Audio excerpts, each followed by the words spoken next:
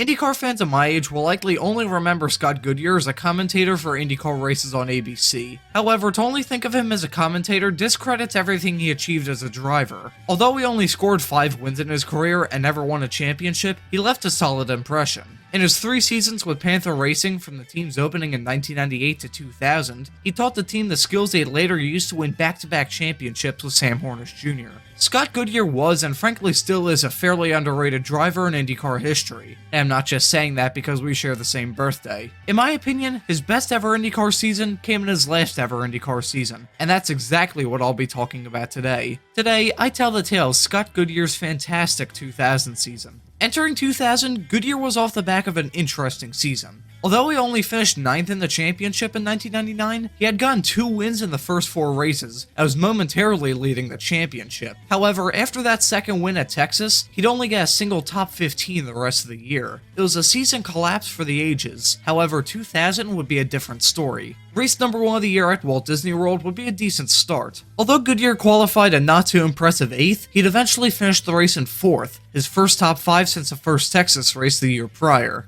Phoenix was yet another good result, with Goodyear finishing 2nd. However, it wasn't nearly as impressive as Buddy Lazier's last to first run, something that, while it may not be important now, will come into play later. Las Vegas was frankly a wash for Goodyear. In a race where Al Unser Jr. scored his first IndyCar win since a Molson Indy Vancouver back in 1995, Scott Goodyear fell out of the race only 16 laps from the finish. What made that sting even more was the fact that he was in contention for the win too, leading 19 laps before Unser took command of the race for the final 20. Had this not happened and Goodyear took the win, he would have taken the championship lead with it. However, this of course didn't happen. Indy was also a wash too, with Goodyear finishing 9th. Certainly not bad, but with only 9 races in a season, we need podiums to contend for a championship, not just top 10s. However, that 9th place at Indy was pretty good compared to the next 2 races in Pikes Peak and Atlanta, where Goodyear finished 16th and 11th respectively. Despite that, Goodyear was only 33 points behind championship leader Buddy Lazier after Atlanta, and only 10 back of Eddie Cheever in 2nd. After a fairly up and down season so far, he was still in a great spot to get his best ever IndyCar points finish, and maybe even win a championship.